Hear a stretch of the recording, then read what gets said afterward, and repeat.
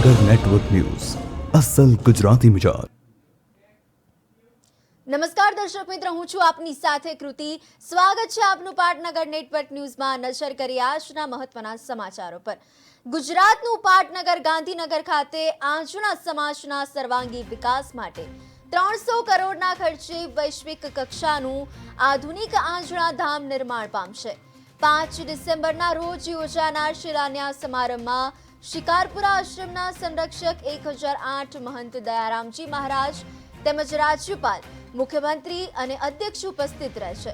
શેરથા નજીક જમિયતપુર પાસે નિર્માણ પામનારા આ ભવનમાં 4.5 લાખ ચોરસ ફૂટ વિસ્તારમાં 13 માળની બિલ્ડિંગ બનાવવામાં આવશે। આ ભવનના નિર્માણ માટે 50 કરતા વધારે દાતાઓએ 51 લાખથી 51 કરોડ સુધીનું માતબર દાન કર્યું છે। આ શિલાન્યાસ સમારંભમાં દેશ વિદેશના ચૌધરી સમાજના દાતાઓ, ટ્રસ્ટીઓ અને આગેવાન ભાઈ બહેનો મોટી સંખ્યામાં ઉપસ્થિત રહેશે।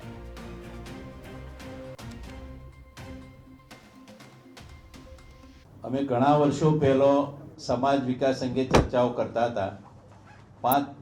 3-4 વર્ષ પહેલો અમે બધા મિત્રોએ મળી નક્કી કર્યું, પછી એમ સમજ્યા કે આપણે એક સમાજ માટે જગ્યા લઈએ, એટલે મિત્રો પાસેથી ડિપોઝિટો લઈ અને અમે 30 કરોડની લગભગ અત્યારે 10 વીઘા અમે જગ્યા જમ્મતપુરા જો વિશ્વ આંજણાધામ બનવા જઈ રહ્યું છે જો જગ્યા લઈ લીધેલી છે, એને થઈ ગઈ છે અને એમાં સુંદર સરદાર ધામ જેવું જ વિશ્વ આંજણાધામ અમે બનાવવા સમાજના ઉપયોગ માટે કરવા જઈ રહ્યા છીએ।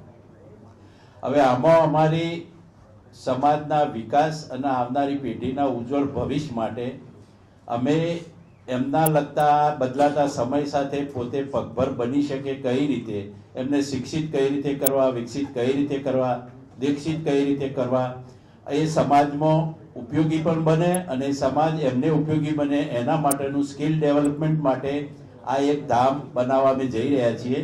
એમાં અમારા સમાજનો 300 કરોડનો લક્ષ્યાંક છે। લગભગ 260 કરોડ આસપાસ અમને એ દિવસે એનાથી પણ વધારે અમને દાનની જાહેરાત મળશે। અમે ઘણા વર્ષો પહેલો સમાજ વિકાસ અંગે ચર્ચાઓ કરતા હતા। 3-4 વર્ષ પહેલો અમે બધા મિત્રોએ મળી નક્કી કર્યું, પછી એમ સમજ્યા કે આપણે એક સમાજ માટે જગ્યા લઈએ, એટલે મિત્રો પાસેથી ડિપોઝિટો લઈ અને અમે 30 કરોડની લગભગ અત્યારે 10 વીઘા અમે જગ્યા જમ્મતપુરા જો વિશ્વ આંજણાધામ બનવા જઈ રહ્યું છે જો જગ્યા લઈ લીધેલી છે, એને થઈ ગઈ છે અને એમાં સુંદર સરદાર ધામ જેવું જ વિશ્વ આંજણાધામ અમે બનાવવા સમાજના ઉપયોગ માટે કરવા જઈ રહ્યા છીએ। હવે આમાં અમારી સમાજના વિકાસ અને આવનારી પેઢીના ઉજ્જવળ ભવિષ્ય માટે અમે એમના લગતા બદલાતા સમય સાથે પોતે પગભર બની શકે કઈ રીતે, એમને શિક્ષિત કઈ રીતે કરવા, વિકસિત કઈ રીતે કરવા, દીક્ષિત કઈ રીતે કરવા, એ સમાજ